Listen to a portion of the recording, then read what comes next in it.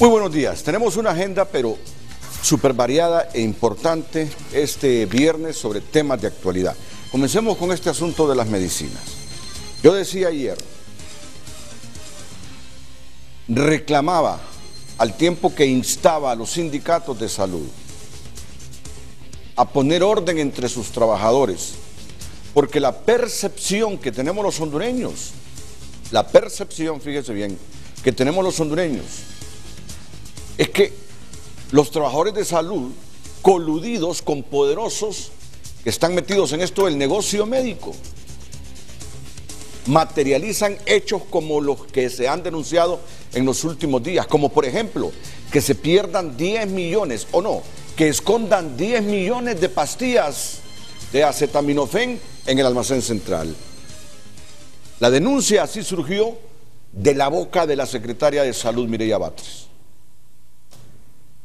Se escondieron 10 millones de pastillas de acetaminofén. De ese almacén central se dice cualquier cosa negativa, ilícita. Entonces, me interesó cuando vi hace algunos minutos a los sindicalistas, a los trabajadores pertenecientes al Citramedis, con Melvin Paguada, defendiéndose. Digo yo, ¿tendrán algún argumento para defenderse de eso que les están diciendo? Voy a auscultar, voy a desentrañar, voy a hurgar, porque es inaudito, sea quien fuere, que adrede escondan 10 millones de pastillas o que dejen vencer medicamentos. ¿Para qué? Para que el Estado tenga forzosamente que comprar esos medicamentos. ¿Quién se beneficia de eso? Los que importan, los que le venden al Estado medicamentos.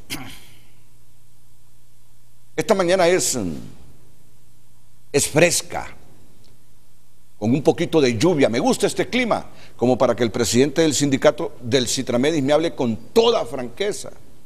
¿Están coludidos algunos trabajadores para que se escondan medicamentos en el almacén central, para que se venzan los medicamentos y que el Estado tenga que comprar, erogar dinero que necesitamos para muchas cosas? Otra vez esos medicamentos. Ven, Paguada, rápidamente con el presidente del Citramedis. En efecto, Renato, buenos días a usted y a los televidentes de su programa Frente a Frente. Ya está en el aire la pregunta: ¿cuál es su respuesta, don Miguel Mejía, como presidente del Citramedis, en torno a esta colusión que puede haber entre trabajadores o empleados del gremio que usted dirige y también personas involucradas en estos negocios grandes de medicamentos? Buenos días, licenciado Renato Álvarez, y buenos días a todos sus televidentes. Efectivamente, nosotros este día hemos comparecido ante este mismo medio que usted muy dignamente dirige para desvirtuar pues las declaraciones que ayer vertió la secretaria de Salud, la doctora Yolani Batres, en el sentido de que ella deja entrever o manda un mensaje subliminal haciéndole ver al pueblo hondureño que los culpables del desabastecimiento de medicamentos en los diferentes hospitales del país y centros de salud es una culpabilidad directa de los trabajadores, lo cual pues nosotros, usted en su intervención hablaba de que qué argumentos tenemos para desvirtuar esto, y nosotros pues tenemos argumentos de sobra para decirle de que esta situación no es así como ella la manifiesta, porque en toda esta red de la compra de medicamentos hasta llegar a la dispensación no participan los trabajadores. En la compra pues ya se sabe quiénes participan, quiénes hacen los negocios, quiénes hacen las negociaciones, no son los trabajadores. En el almacén central, en una intervención que hicieron en el gobierno de Porfirio Lobo Sosa, hicieron a un lado a los trabajadores del almacén central, contrataron personal de su entera confianza, la misma Secretaría de Salud, en la distribución quienes van y reparten los medicamentos a nivel nacional son los militares, van custodiados por los militares, van en camiones del ejército, y ya en la dispensación quien toma las directrices son los directores de los hospitales y los administradores, y en toda esta cadena, como usted puede ver, es personal de confianza donde no participan los trabajadores. Y nosotros en este momento lo que hemos comparecido a aclarar esta situación es que al menos miembros de nuestro sindicato no participan en eso, y en eso sí estamos dispuestos a llegar hasta las últimas consecuencias para lavarle el rostro que le han ensuciado a los compañeros con este tipo de manifestaciones. Renato, ¿lo escucha el presidente del Citramedis? Sí, en salud hay varios sindicatos, en el hospital La Escuela hay varios sindicatos, no solo usted el Citramedis, pero mire, mi idea no es satanizarlos a ustedes, no, la indignación de nosotros, la indignación del pueblo, es que se escondan 10 millones de pastillas de acetaminofén. Esa es la indignación que tenemos. ¿Con qué propósito se esconden 10 millones de pastillas? ¿Con qué propósito se dejan vencer los medicamentos? Dígame si no es lógico que con la intención de que el Estado compre esos medicamentos, ¿quién se beneficia si el Estado está comprando medicamentos a cada rato? Cuando hay otras necesidades que atender también. Usted que trabaja en salud, explíqueme la maraña de corruptos y cómo es que funciona esta situación ilícita ahí. Comencemos con esto de los medicamentos o de las pastillas que se escondieron ahí en el almacén central y que denunció la ministra de Salud. Bueno, el malestar que puede causar en los medios de comunicación y más que todo ante el pueblo hondureño de esta retención de medicamentos, eso desde luego es irrefutable, es una situación que tampoco nosotros la podemos justificar desde ningún punto de vista. Al contrario, más bien es una situación que la condenamos, porque imagínese usted cuántos hondureños, miles de hondureños dejaron de aliviar su dolor por las diferentes epidemias que en este momento abaten al país derivado de la retención de estos medicamentos. Ahora, si aplicamos el sentido común, Renato, usted va a ver que es imposible que 10 millones de medicamentos, 10 millones invertidos en medicamentos puedan esconderse, porque son cantidades enormes. Ayer la ministra en su mismo programa dijo que ya no eran 10 millones invertidos en medicamentos, no que eran 10 millones de tabletas, pero de igual manera 10 millones de tabletas es una cantidad muy significativa que desde el punto de vista físico es imposible esconderlas. Ahora, lo que supuestamente pudo haber habido ahí es una retención, lo cual pues existen ya los canales legales para deducirle responsabilidades a quienes ellos mismos han contratado para que gerencien el almacén central. Yo creo que eso es muy simple, aplicar la ley y aplicarla con toda la rigurosidad, pero no venir a justificar con este escenario que han creado la privatización de las farmacias, porque aquí lo que están creando es una privatización de los servicios de salud, y nosotros en esa cuestión queremos ser muy enfáticos. Mire, como teoría, en el modelo económico neoliberal pregona la privatización de todos los servicios públicos, y eso es una teoría, y lo cual pues nosotros no la compartimos, pero desde luego sabemos que como tal esa filosofía existe, pero que no vengan a manchar el nombre de los trabajadores diciéndole de una forma casi directa, diciéndole al pueblo hondureño, mire, ellos son los responsables de que en los hospitales haya un desabastecimiento de medicamentos, porque eso es una vil mentira. Si aquí el desabastecimiento de medicamentos se ha dado por el mismo descuido que el gobierno central ha propiciado en querer abastecer los almacenes centrales. Mire, este es un tema del desabastecimiento de medicamentos que no viene ahorita, viene desde gobiernos atrás, y donde se profundizó enormemente fue en el gobierno de Porfirio Lobo Sosa, y este gobierno ha venido con la misma mística. Lo malo de esto es no aceptar que ellos tienen la culpabilidad de que ha habido desabastecimiento de medicamentos, no que lo que vienen en una forma directa es a decirle al pueblo hondureño, miren, los trabajadores son los culpables porque nosotros compramos medicamentos, pero ellos se lo roban. Yo creo que eso no puede ser tampoco, eso no es ético, no es moral hacerlo. Yo creo que si ellos quieren aplicar modelos descentralizados, quieren aplicar la privatización en los servicios de salud, se lo deberían decir al pueblo hondureño directamente. Miren, nosotros como creemos que la privatización, la descentralización es lo mejor por esto y estas bondades que tiene, pero no venirle a echar la culpabilidad a los trabajadores para crear un escenario favorable para privatizar la salud. Álvarez.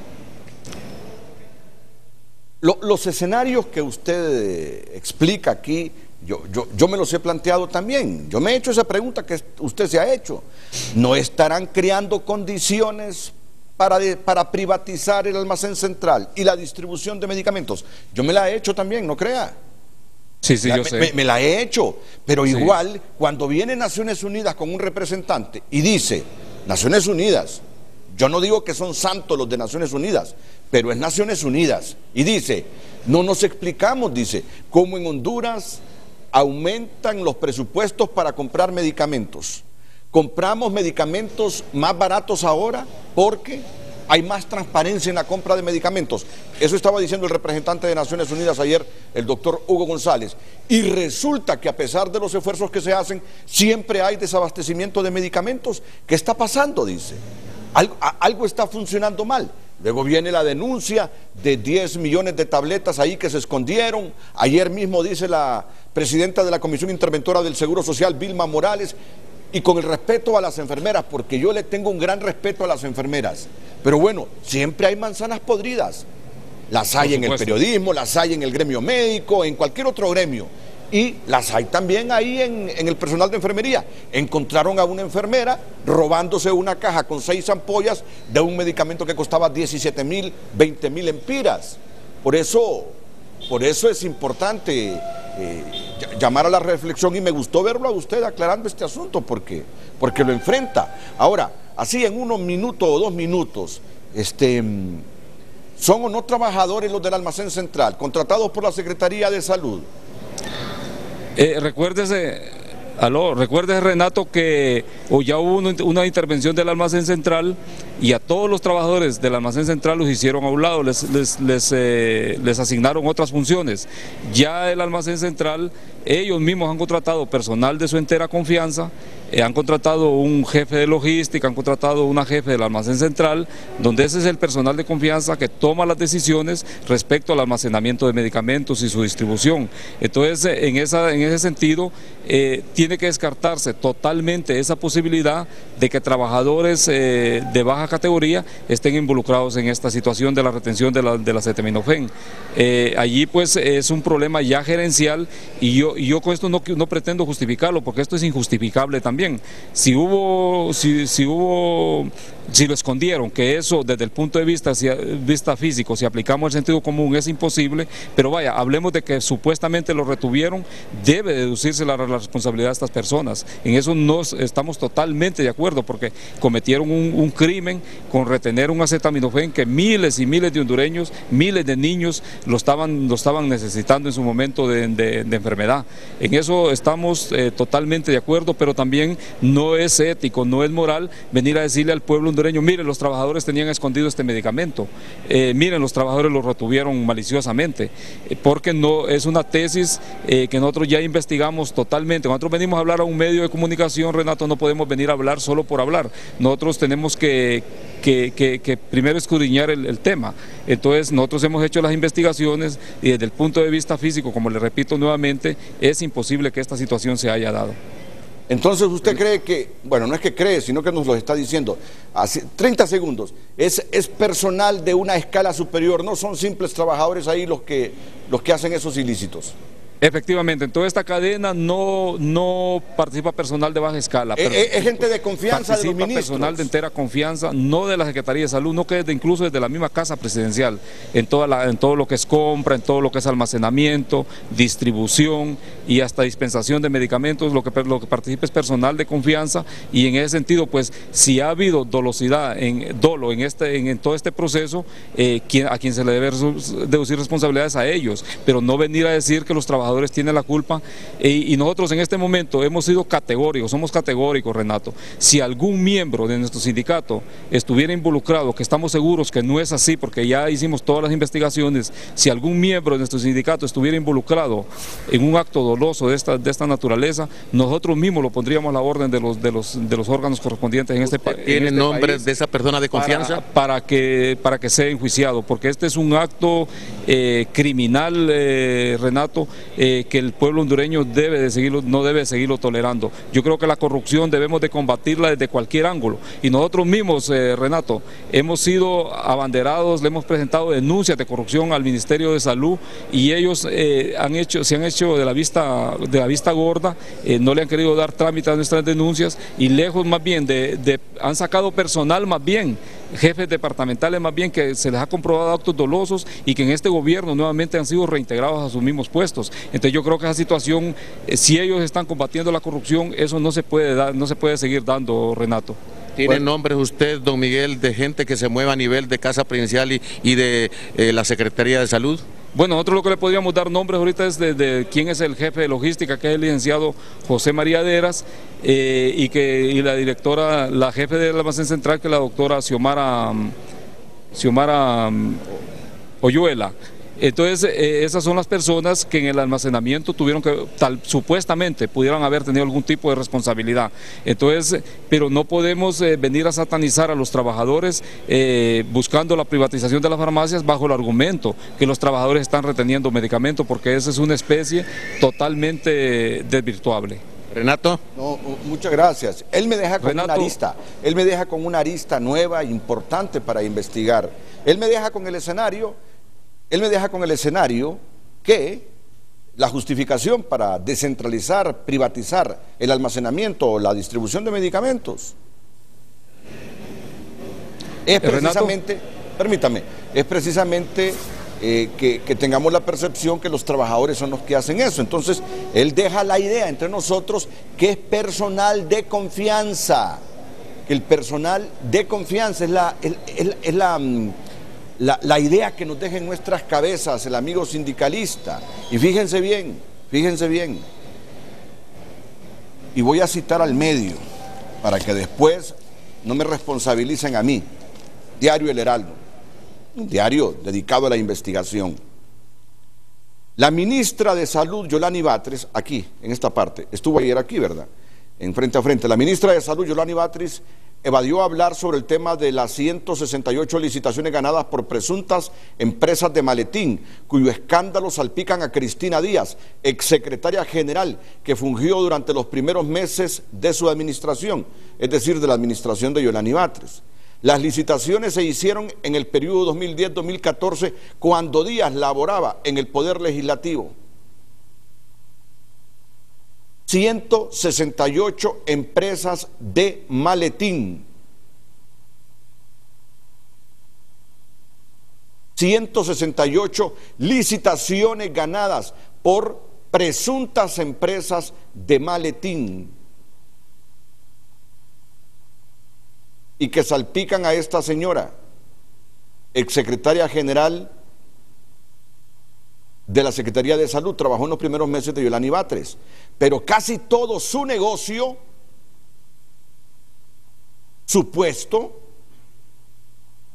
lo hizo entre 2010 y 2014, cuando laboraba en el Congreso Nacional. Todas estas licitaciones, 168 licitaciones ganadas por presuntas empresas del maletín, ahí salpican a esta señora Cristina Díaz. ¿Cómo no va a estar indignada la gente? ¿Cómo no va a estar indignada la gente? Esas son personas de confianza de los presidentes, de los ministros. Según los relatos de los medios de comunicación, lo que hemos informado, personas como Cristina Díaz están relacionadas con los altos funcionarios. ¿Cómo no va a estar indignada la gente entonces? Alguien que me refute. ¿Cómo no va a estar molesto el hondureño que anda en las calles protestando por esto? Si yo pago todos los meses, aunque el patrón no me paga también, una cuota al Seguro Social, y encontrar la situación del Seguro Social complicada simplemente por los mañosos, por los ladrones, hay razón de que se indigne el pueblo. No me vengan con ningún argumento que no hay justificación. Hay razón que la gente esté en la calle. Hay razón, suficiente razón, con tanta leperada de esta gente. Muchas gracias, Melvin, muchas gracias. ¿Saben algo también que molesta? Es que todos los años, con las primeras lluvias, tengamos estos problemas con los mercados inundados. Y todo porque los tragantes están llenos de basura. Y el agua, cuando llueve fuerte, aunque sean 10, 15 minutos, como no tiene para dónde salir, porque los tragantes están obstruidos por la basura, inunda las calles. Y el referente de las inundaciones son los mercados de Comayagüela. Todos los años hablando de lo mismo. Todos los años diciendo, no permitan que la gente viva ahí a la orilla del río, porque cuando hay una crecida del río, esa gente tiene problemas. Hoy Ramón Matute estaba mostrando toda la suciedad en los cauces de esos ríos. Todos los años hablando de lo mismo, y el país no se corrige. ¿Por qué? Hoy me venía preguntando en la mañana, ¿por qué si sabemos las causas de nuestros problemas, por qué no somos capaces de corregirnos? ¿Por qué permanente, anualmente, estamos siempre con el mismo problema, viendo las mismas imágenes? Ramón Matute no tendría necesidad de estar ahí hoy. Simplemente saca un video del año pasado y es lo mismo. Es un círculo vicioso del país. Como que realmente no hay la educación adecuada para que corrijamos los malos hábitos que permiten hechos como los que se presentaron ayer en la capital de la República. Ramón, buenos días. Buenos días, Renato. Rápidamente mi compañero Norman Alcerro va a dar las imágenes de lo que está pasando acá a la orilla del río Choluteca. Mire, el cuerpo de bomberos está haciendo el llamado a la corporación municipal para que trabajen conjuntamente con los vendedores en la zona de los mercados, porque ahorita me está reportando acá don Freddy Juárez, que es el comandante metropolitano del cuerpo de bomberos, Renato, que en estos momentos en la zona de los mercados, ayer en la tarde se hicieron la limpieza, pero en la madrugada de hoy otra vez se volvió llenar de basura y los tragantes están completamente obstruidos, señor Juárez. Sí, gracias, muy buenos días, tenga por ahí, pues en cabina, licenciado. Lo que le puedo reportar en general es que pues nosotros estamos en constante vigilancia desde que cayó la gran tormenta ayer. Hemos dado todas las recomendaciones del caso, pero esto de los mercados, de lo que usted menciona, esto es de nunca acabar. Yo tengo 37 años, tengo 20 años de estar viniendo todos los inviernos. Cada vez que cae un poquito de agua, pues es lo mismo. Aquí solo miramos, pues ya sabemos de que hay que destapear los tragantes.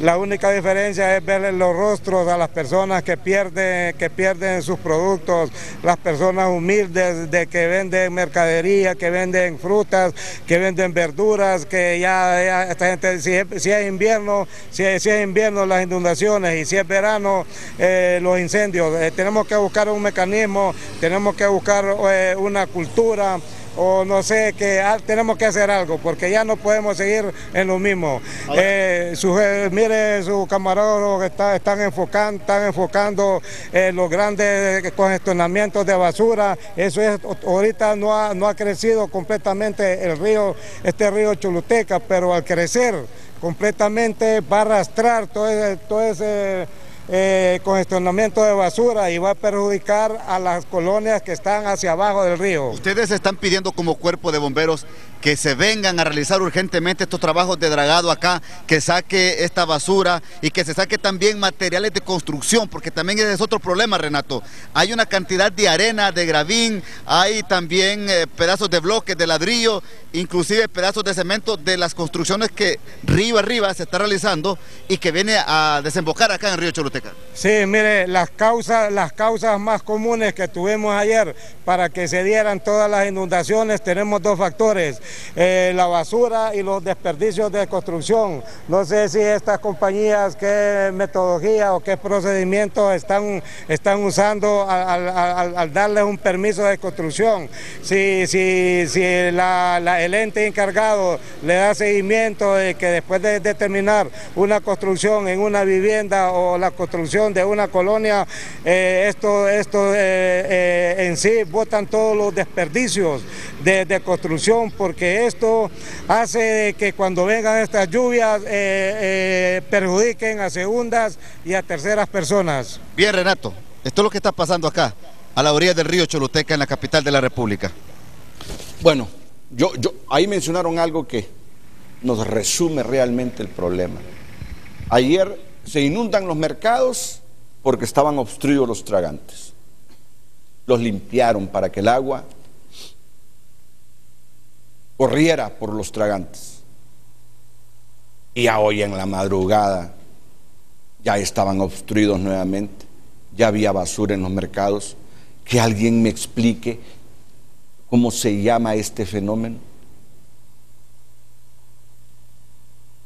Así, en un minuto, Ramón, que de nuevo hable el amigo del cuerpo de bomberos. Limpian los tragantes ayer, el agua corre después de la inundación en los mercados. Ya en la madrugada, los promontorios de basura y los tragantes llenos de basura. Que alguien me explique realmente cómo llamarle a esto.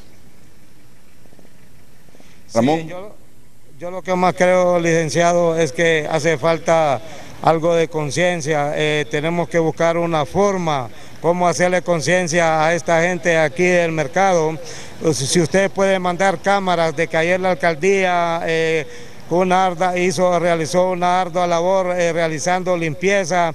Usted puede mandar cámaras ahorita, pareciera que está lo mismo, como que si no hubiera hecho nada. Pero ahí están las imágenes, que estas son más que evidentes ahorita en la mañana. Usted mira las imágenes. Para mí tiene que buscar un mecanismo, alguna multa o alguna sanción, pero algo se tiene que hacer, porque en movilización, porque las personas, los agentes de socorro, por no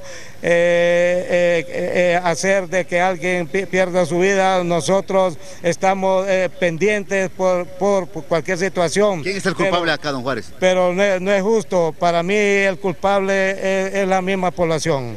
Bien, Renato, ahí está resumida la respuesta. Alguien del pueblo, como es el miembro del cuerpo de bomberos, dice: el culpable somos nosotros mismos, la población. ¿Y a quién más le vamos a tirar la culpa? ¿A quién más? ¿O no pasan los carros recolectores de basura por el mercado, Ramón? Mire, Renato, sí, y es más, aquí a la orilla del río Choluteca, si me puede enfocar por allá, por favor, Norman, allá hay uno de los drones de los depósitos de basura. Ahí es donde realmente se debe depositar la basura como corresponde, Renato. Ahí debería de ubicarse, porque en esa zona, en el otro extremo, es un punto de buses de la ruta urbana de la capital de la República, y al otro extremo está este depósito de basura, pero lastimosamente no se usa, y la gente busca lo más fácil y la viene a arrojar acá donde hemos dado estas imágenes esta mañana, Renato.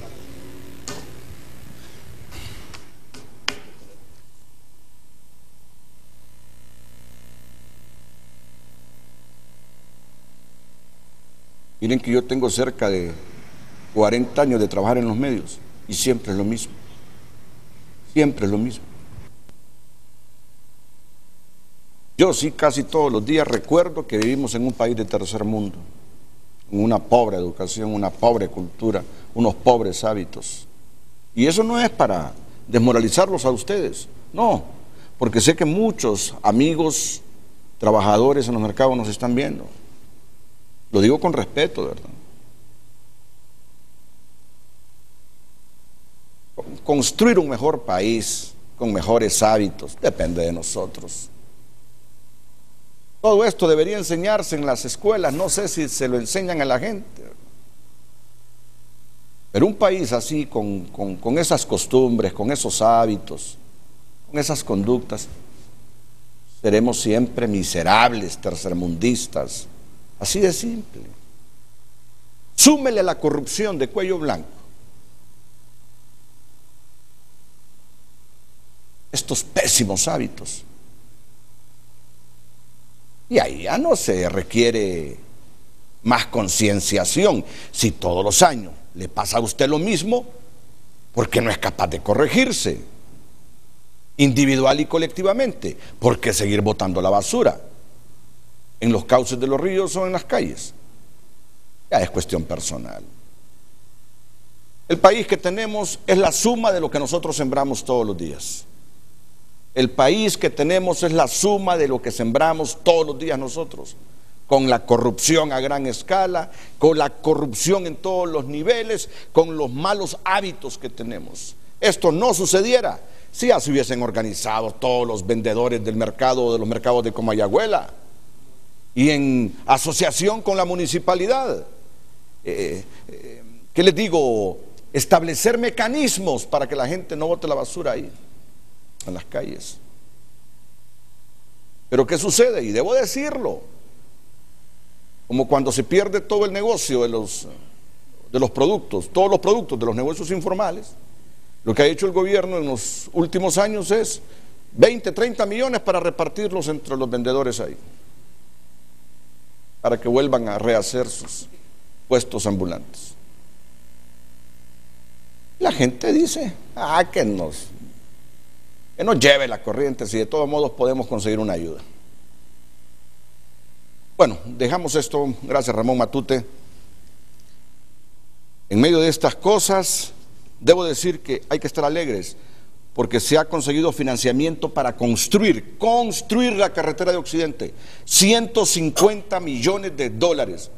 Ayer se firmó por parte del gobernante en Europa todo el trámite para que muy pronto comience ya la construcción de la carretera de Occidente. Esa es una buena noticia. Como es buena noticia recordarnos del general Cabañas. Cumplió años el pasado 11 de junio. El hombre que renunció a los 3 meses. ¿Renunció de dónde? Renunció como intendente de la aduana de Trujillo. Renunció a los 3 meses y no quiso cobrar sueldo alguno. Se retiró a Comayagua, donde compró una pequeña propiedad a orillas del Celguapa y se dedicó al oficio del leñador, en tanto que la patria entera le prodigaba sus respetos.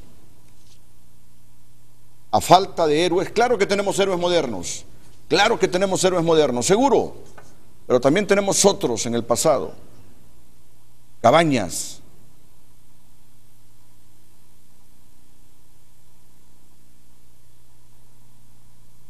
Del que les voy a hablar otras cosas lindas que hizo para ser hoy un referente de honradez de todos nosotros. Así que voy a ir a la pausa comercial. También hablaremos de otro tema que es importante, porque uno no sabe cuándo va a necesitar una pinta de sangre o varias pintas de sangre. Vamos a hablarles del Día Mundial del Donante de Sangre, que se celebra anualmente el 14 de junio. Para los dos temas, para hablar de Cabañas, pero asociar el presente, lo que tenemos ahora, con la figura de José Trinidad Cabañas. Yo me preguntaba ayer, ¿qué sería de la patria si en las últimas 3 décadas el perfil de todos nuestros gobernantes, de todos nuestros funcionarios, hubiese sido similar al de José Trinidad Cabañas? ¿Qué sería de Honduras? Para recobrar esperanza de que a pesar de todo nuestra patria no fallecerá. Transmito a ustedes los mensajes que cuando era jefe de Estado del país daba en el Congreso Nacional José Trinidad Cabañas. Fíjese usted que en sus mensajes al Congreso Nacional, José Trinidad Cabañas enfatizaba el deber de defender la libertad de prensa y recalcó el respeto al periodista y al periodismo, aun si ese periodismo era crítico de su actuación como jefe de Estado, ya que debía mantenerse íntegra la libertad de informar y de opinar. Así era Cabañas.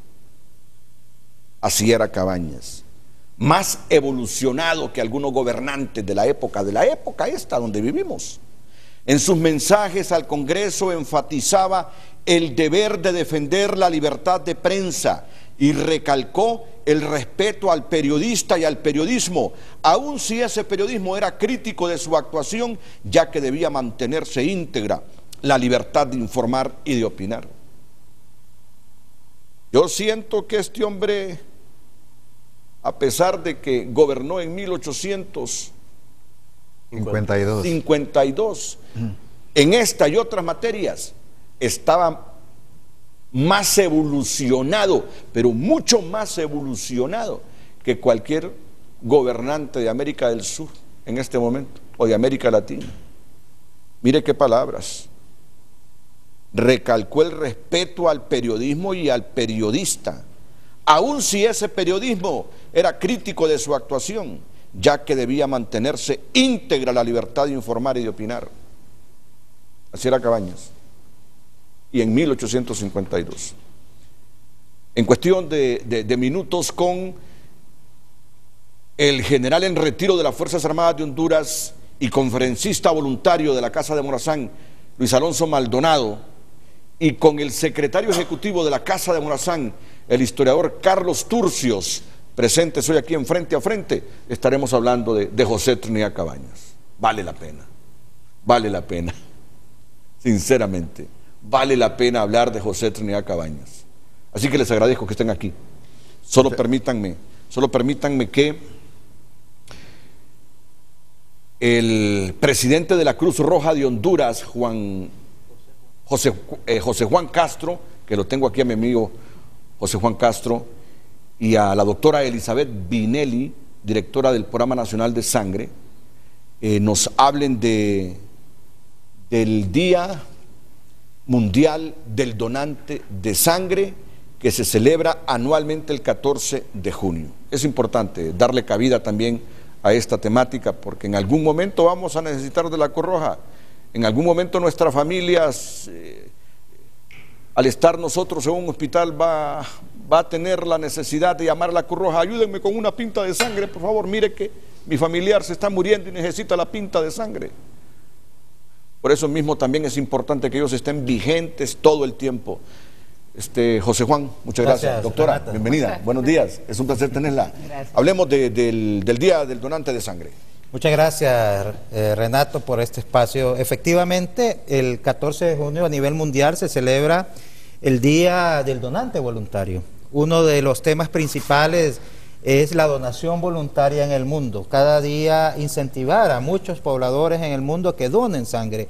Esta iniciativa la hace la Organización Mundial de la Salud, la Federación Internacional de la Cruz Roja y de la Media Luna Roja, donde desde el 2012 hasta la fecha se han atendido a más de 34 millones de personas, solo la Cruz Roja en el mundo, con temas de donación voluntaria. Igual la Federación Internacional de Organizaciones de Donantes de Sangre y la Asociación Internacional de Transfusión de Sangre en el mundo.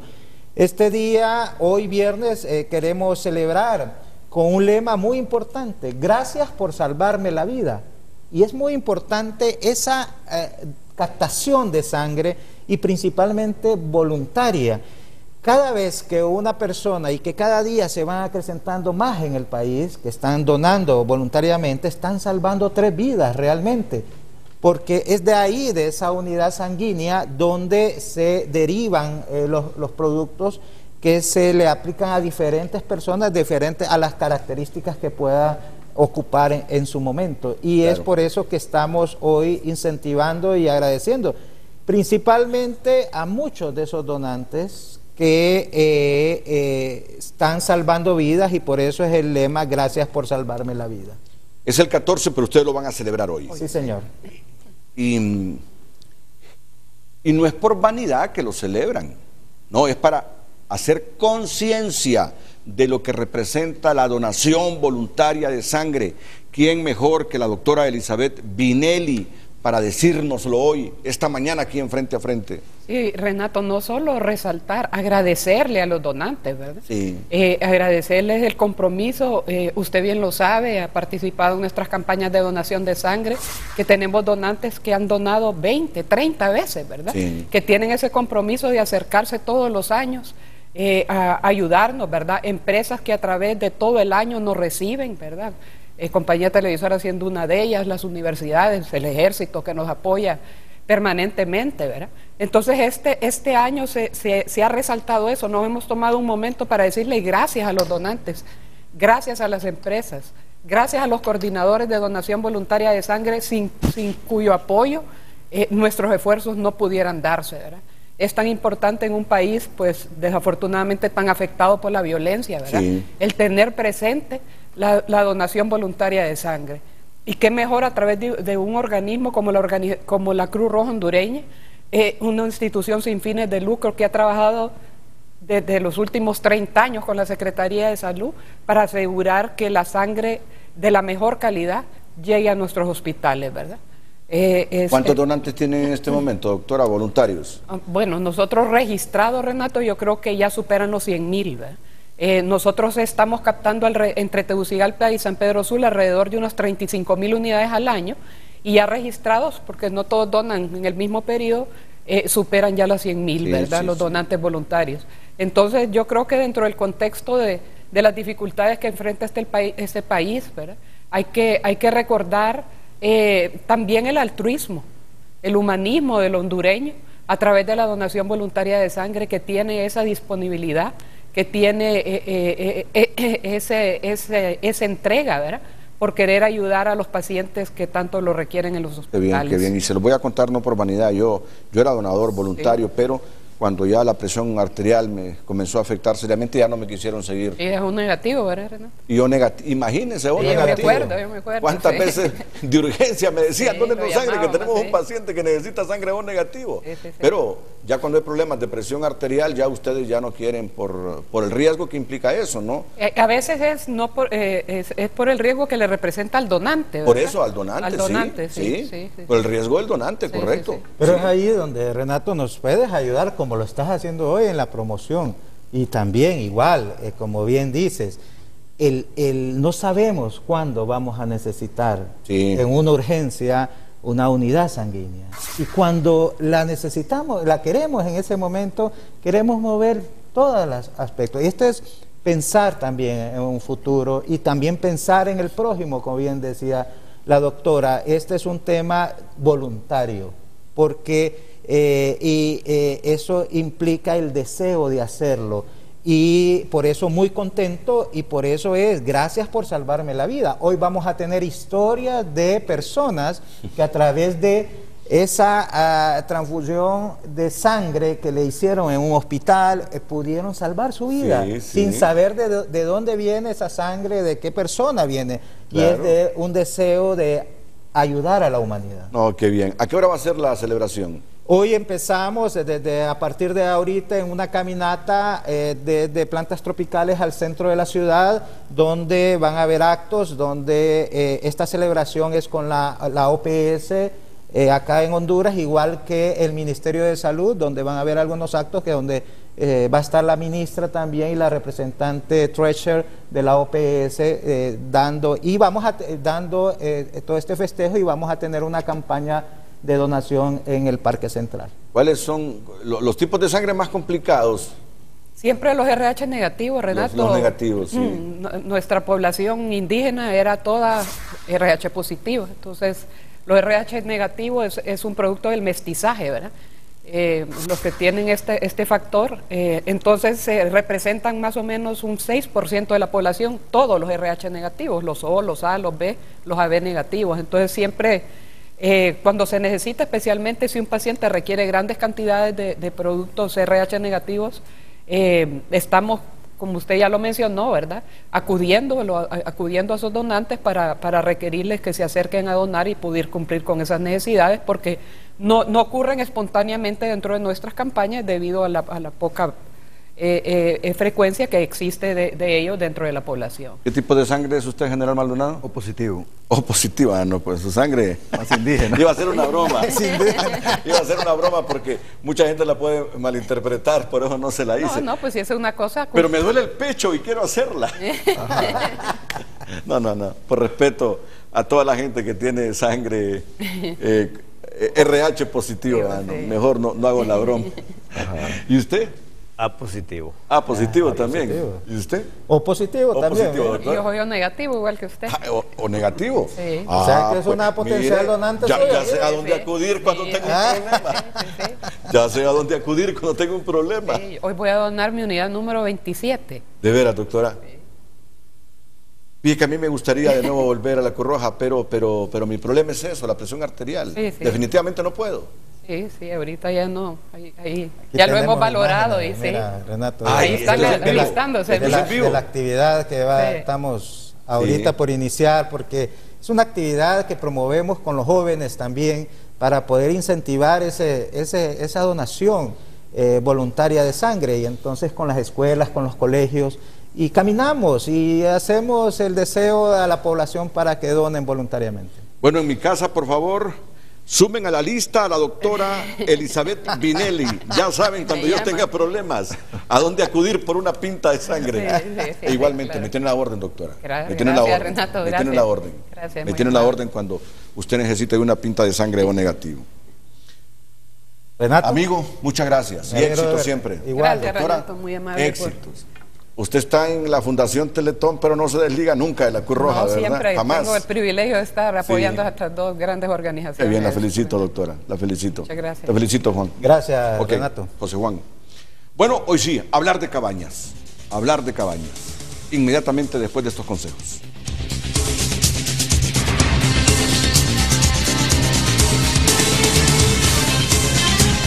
Te diría que hablemos de Cabañas asociando el presente de los pueblos de Latinoamérica. Nosotros no somos la excepción. Asociemos al Cabañas asociando la realidad de Honduras en este momento. Comencemos entonces a hablar de Cabañas. La imagen que tenemos de él es que fue un hombre probo, honesto. Yo quisiera que resaltáramos precisamente esa cualidad de Cabañas, su integridad, su patriotismo, su honestidad. Comienzo entonces ya el tema con el general Maldonado Galeas y el historiador Carlos Turcios. Buenos días, gracias Renato. Y la forma de traer a Cabañas al presente es el concepto que él tenía de república. Él decía de que se trata de fundar una república, no para algunos, sino una república para todos. Desde luego el escenario allá era la República Federal de Centroamérica, sí, pero también en el marco de las repúblicas que formaban parte de la federación.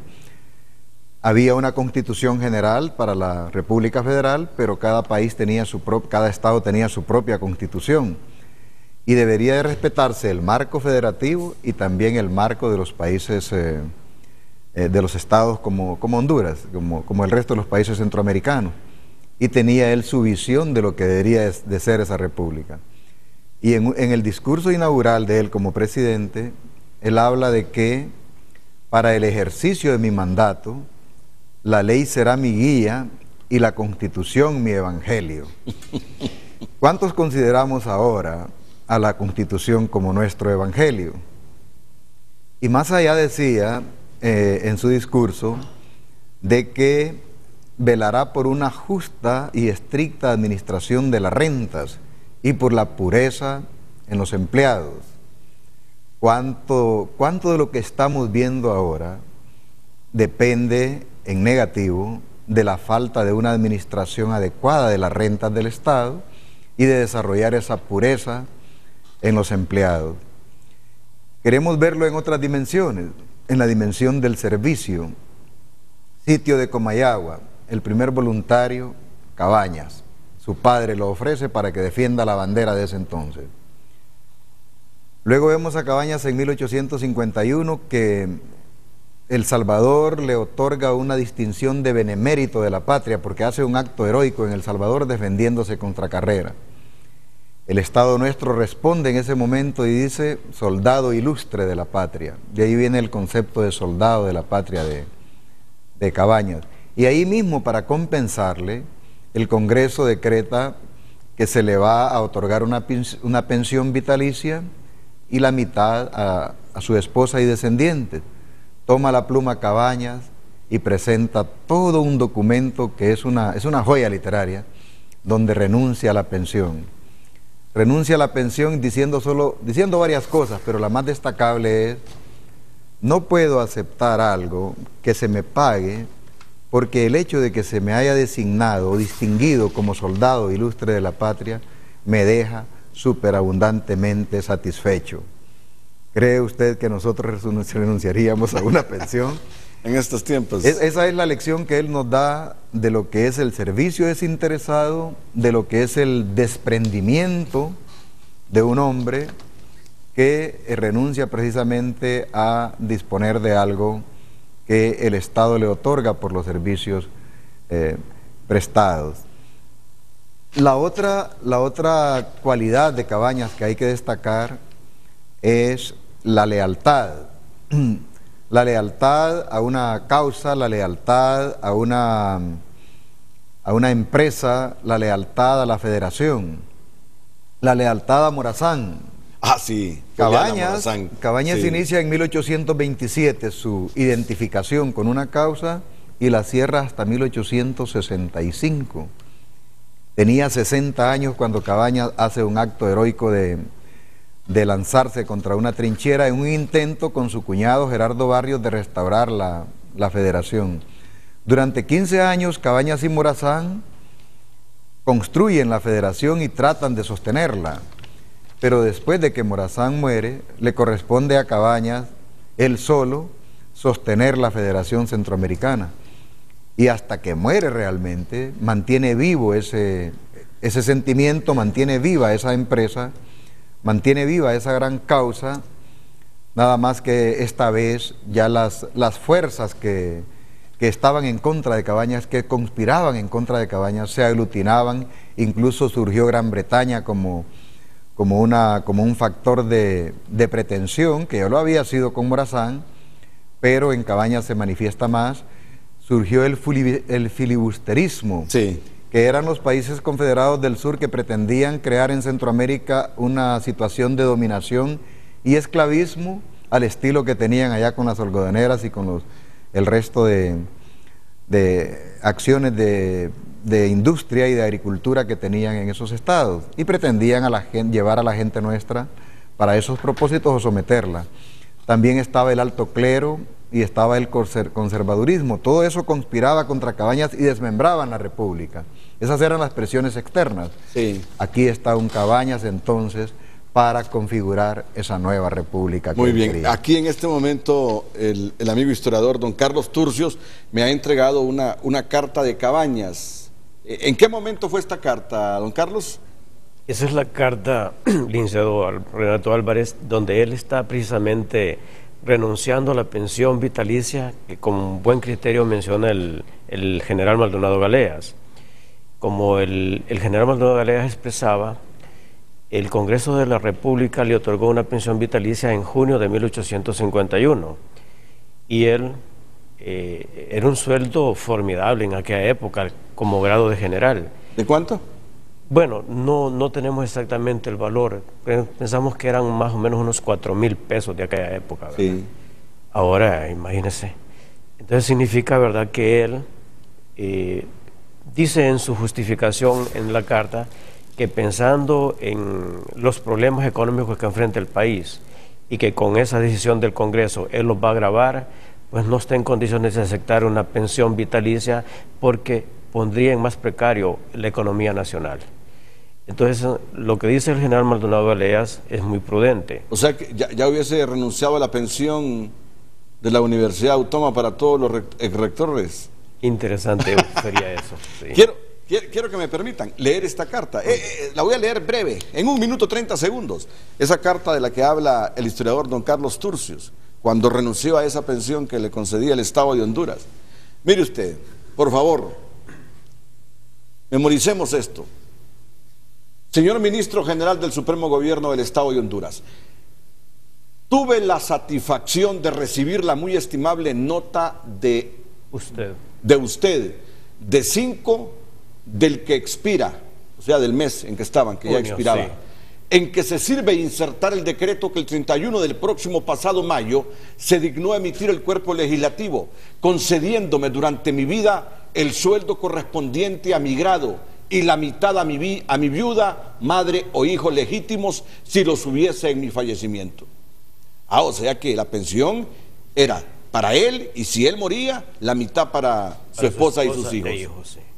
Aceptaría sin vacilar aquella gracia, pero me determinan a renunciarla las consideraciones siguientes. En primer lugar, todos los ciudadanos tenemos la más estrecha obligación de ser útiles a la patria y defenderla cuando se ve amenazada de algún peligro.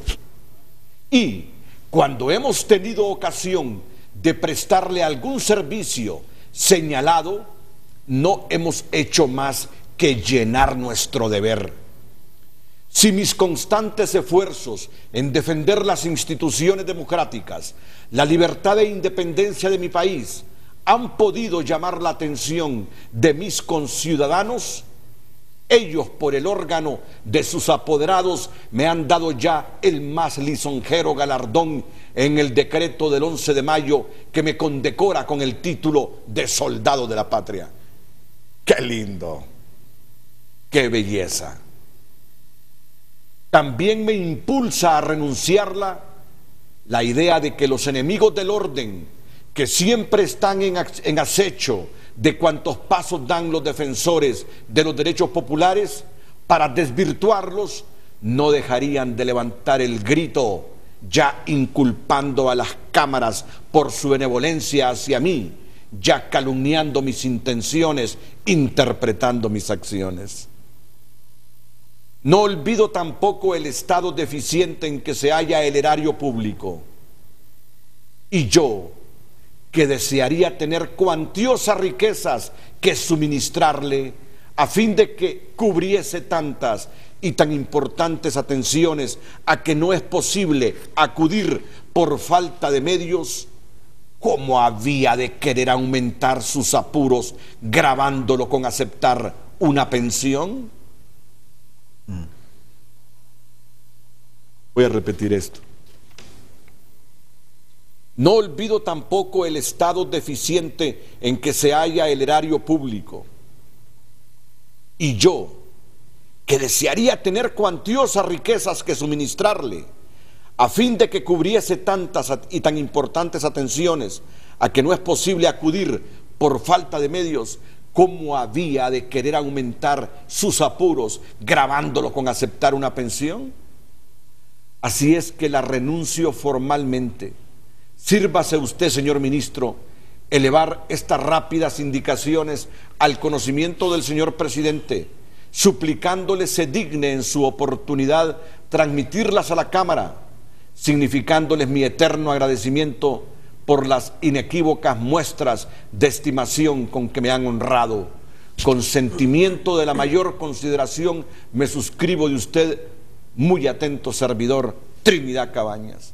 O sea, que si él hubiese tenido más recursos materiales, se los hubiese dado al erario público para que atendiera las necesidades del Estado. Por eso no podía, sabiendo las calamidades del erario público, recibir dinero del Estado. Un digno ejemplo a seguir. Es un digno ejemplo. Es un digno ejemplo. Es lo que nosotros identificamos en Cabañas como el servicio desinteresado.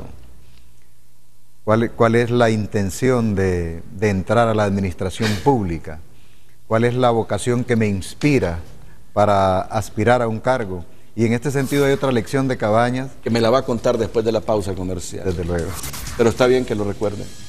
Muchos entran y luchan y presionan por entrar al aparato público para enriquecerse. Y este hombre, cuando decretaron otorgarle una pensión, dijo: no, renuncio entre otras cosas porque yo sé las calamidades del erario público.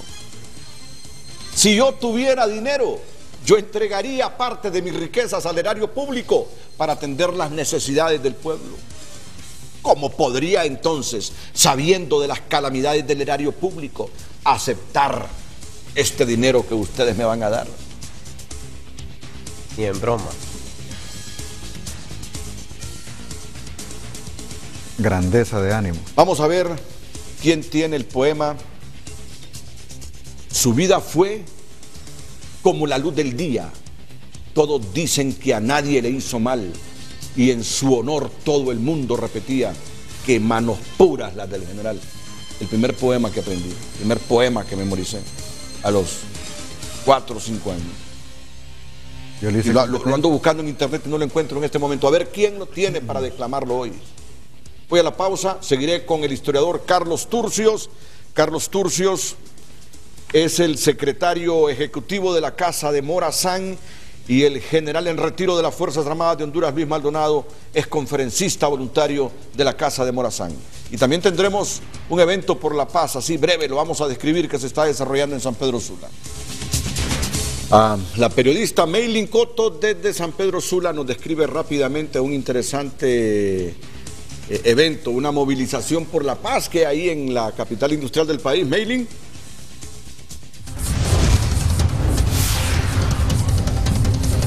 Muy buenos días, Renato, y es que en esta ocasión no le voy a informar de un hecho violento, todo lo contrario, es una actividad positiva que está desarrollando todo el sector de la Rivera Hernández. Es una marcha por la paz. Aquí todos los pobladores pues han salido a la calle proclamando la paz, proclamando seguridad. Aquí vamos a dialogar con uno de los representantes. Esta marcha es multitudinaria. Sí, esta marcha la estamos haciendo por la paz de nuestro sector y también aprovechamos, ¿verdad?, en contra de lo que es el maltrato infantil.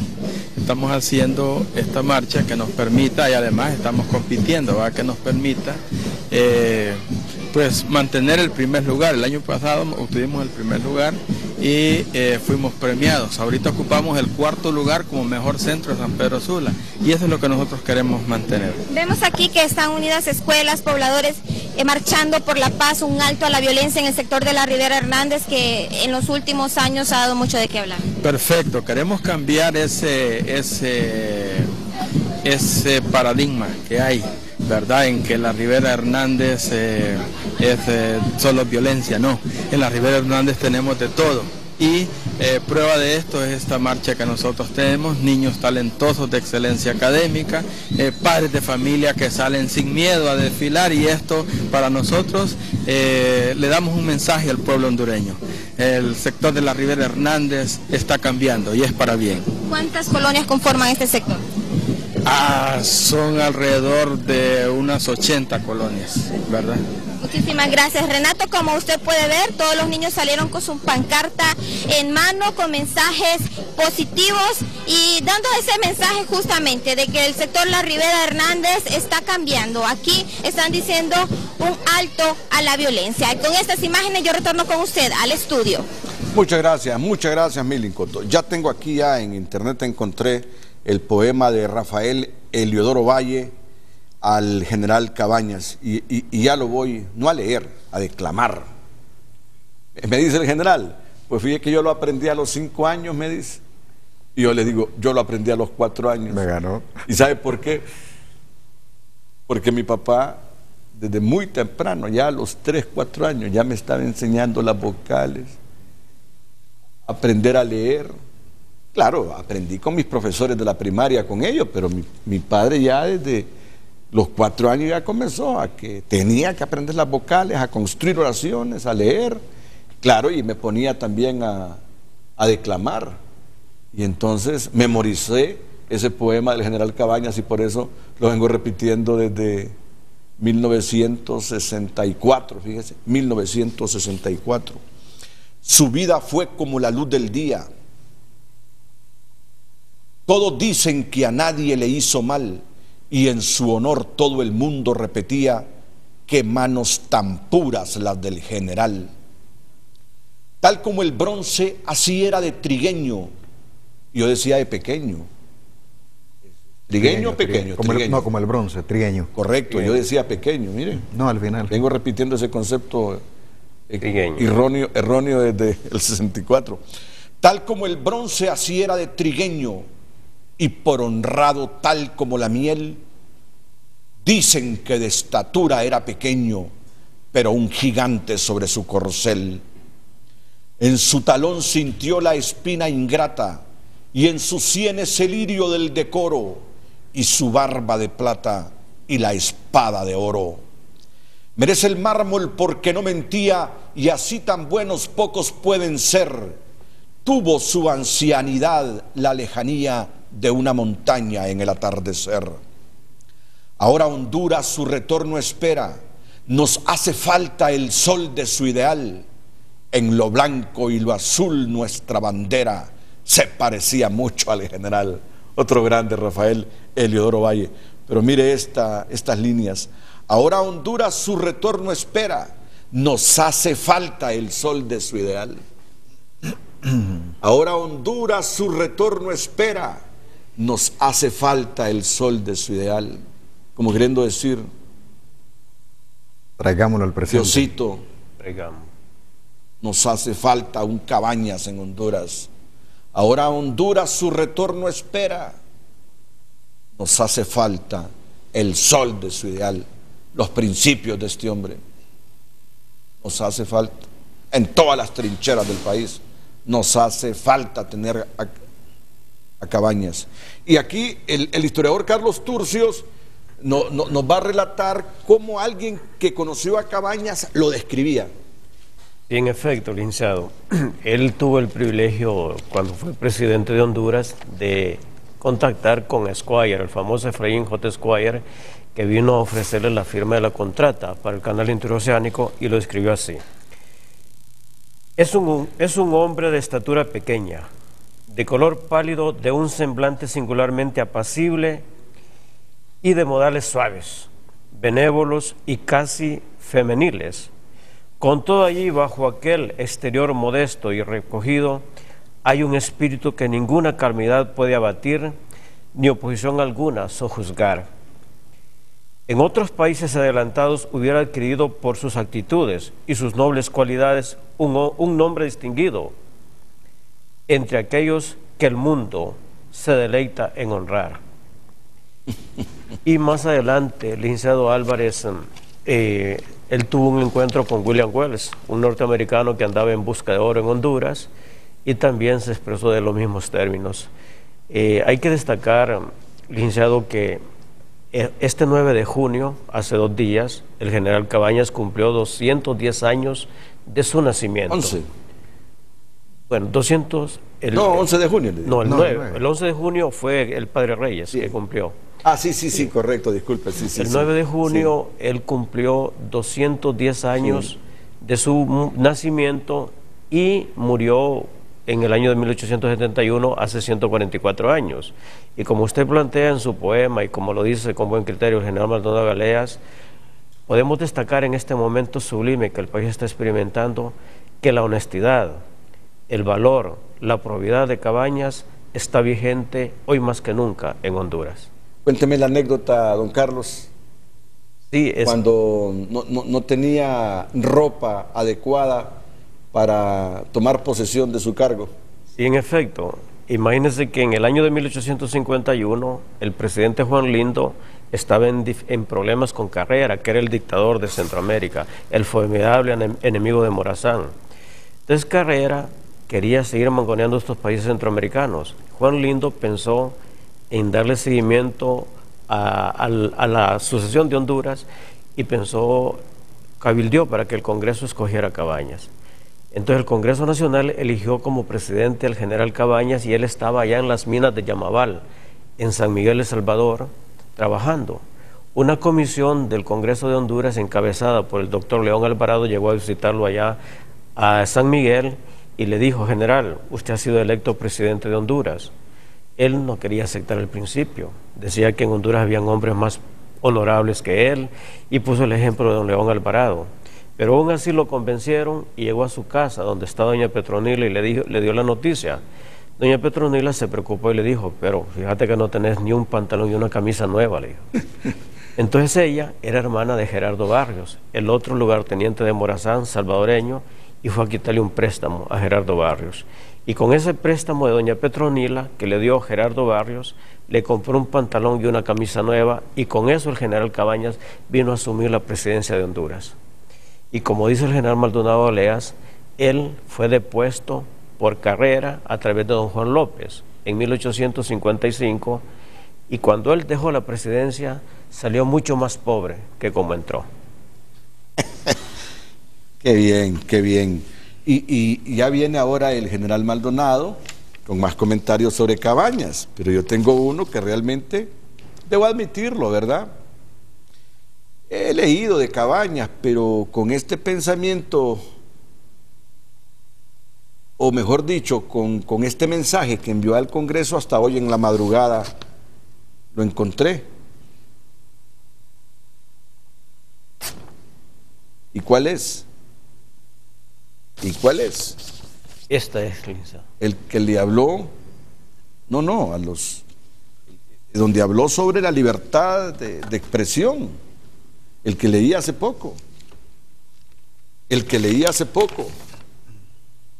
En sus mensajes al Congreso enfatizaba el deber de defender la libertad de prensa y recalcó el respeto al periodista y al periodismo, aun si ese periodismo era crítico de su actuación, ya que debía mantenerse íntegra la libertad de informar y de opinar. Cuando fue presidente de Honduras, después que fueron a quitarle un préstamo a Gerardo Barrios para comprarle un pantalón y una camisa para que viniera a asumir la presidencia.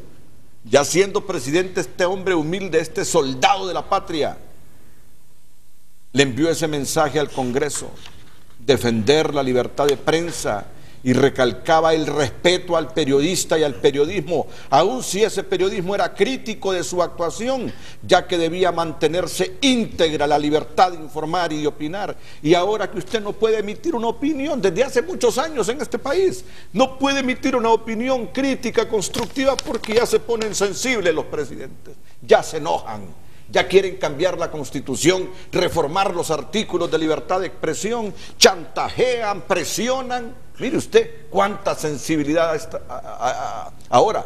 Y este hombre que decía eso, hay que respetar la libertad de prensa, la libertad de opinar, hay que respetar a los periodistas, hay que respetar al periodismo, aun si ese periodismo es crítico de mi actuación, hay que respetarlos. Mire cuánta diferencia. Fíjese que estas libertades las instituyó Morazán cuando él fue presidente de la República Federal. Desde luego Cabañas hereda todo esto.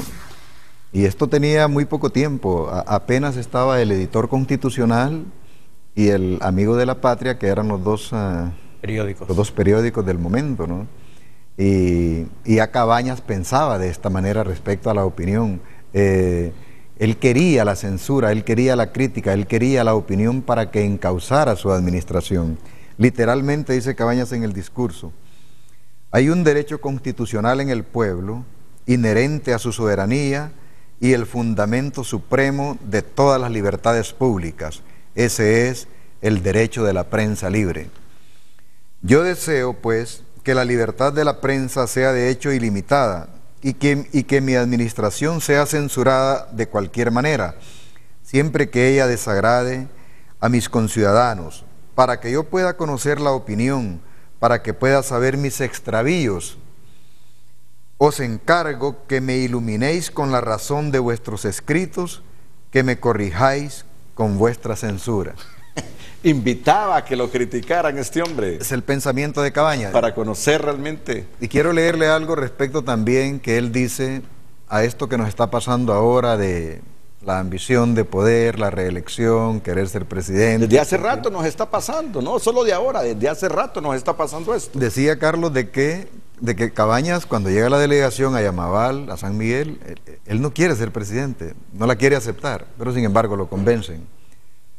En su discurso inaugural dice así al pueblo: a la par que vosotros me eleváis, yo siento mi insuficiencia para tan grave cargo. Yo temo que mi cara patria no dé un paso falso al apoyarse en mi desnudo patriotismo.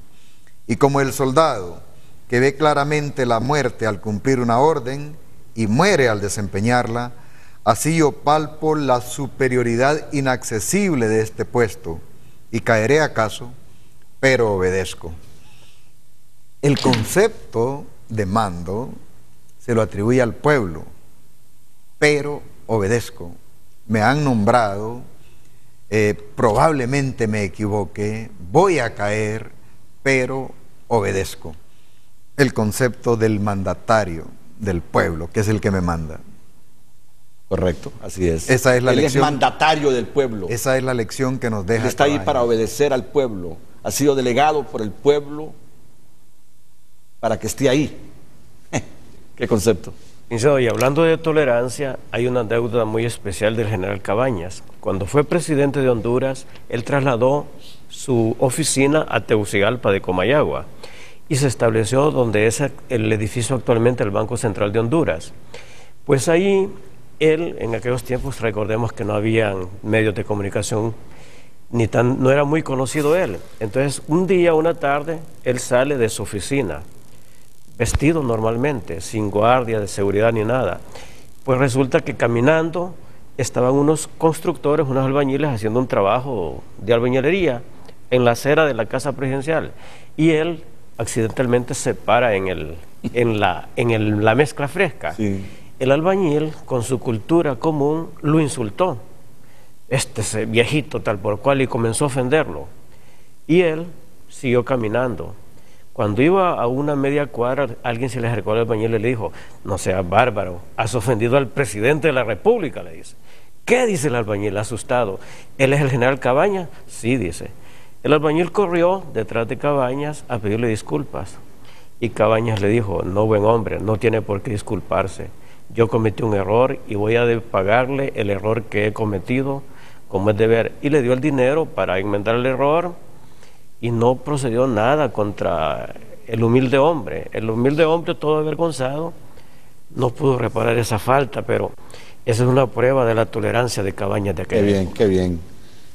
Es válido entonces, totalmente válido, lo que escribió Rafael Heliodoro Valle en su poema El General Cabañas. Ahora Honduras su retorno espera, nos hace falta el sol de su ideal. No hay duda que Honduras está esperando un Cabañas. Honduras está esperando con ansiedad un Cabañas.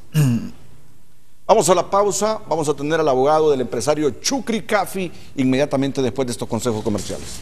El empresario Chucri Cafi se va a presentar a los tribunales de justicia en este momento. Su abogado está con Vicente Turcios. Vicente.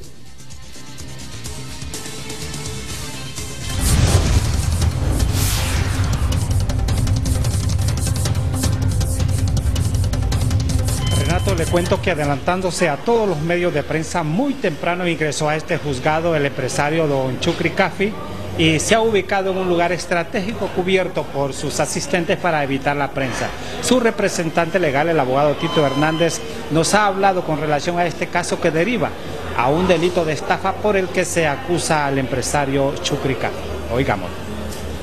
Quiero decir una cosa, creo que es importante informar bien a la opinión pública en relación a que 2.000 millones es el monto total o el valor total del contrato, pero 2.000 millones no es el valor ni siquiera que pagó el Seguro Social. El Seguro Social rescindió el contrato y pagó parcialmente ese contrato.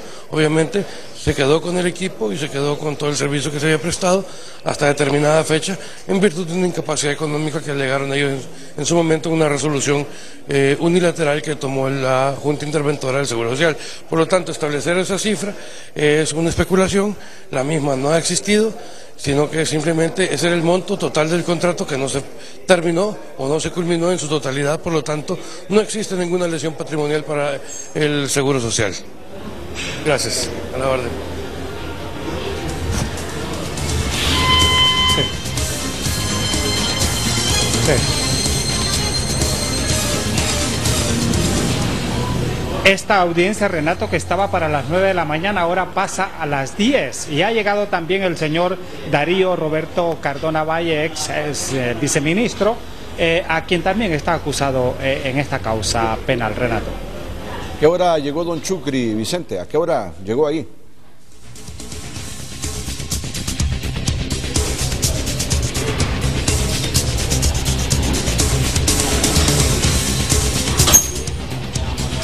Llegó antes de las 7 de la mañana, justo cuando ya los medios estábamos en camino para este juzgado penal, Renato.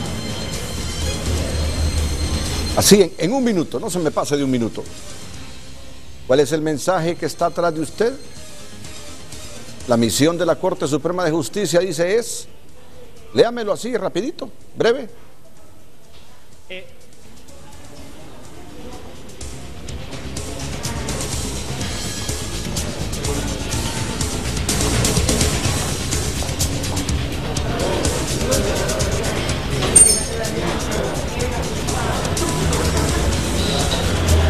Que no entendió la mía. Bueno, hoy sí, ya se nos terminó el tiempo para Frente a Frente. General Maldonado, muchas gracias. Un gusto. Vamos a hacer otro programa ya con toda la hora y media. Muchas gracias, don Carlos. Gracias. Muchas gracias por habernos deleitado hoy con los recuerdos del general José Trinidad Cabañas. Con diminuta estatura. ¿Así lo describía quién, don Carlos? William Wells, en 1854. Su casi diminuta estatura se olvidaba ante el brillo de su semblante y en su conversación sus animados movimientos daban realce al inteligente juego de sus facciones. Muy bien. De nuevo, les agradezco y estoy seguro que pronto vamos a seguir hablando de anécdotas y de todo el rol que tuvo el general Cabañas en su lucha con Morazán, en la presidencia de la República y el legado que se resume en honestidad, probidad, servicio desinteresado, lealtad, honradez, sí, humildad, valentía. Y valentía. A todos muchas gracias, buenos días.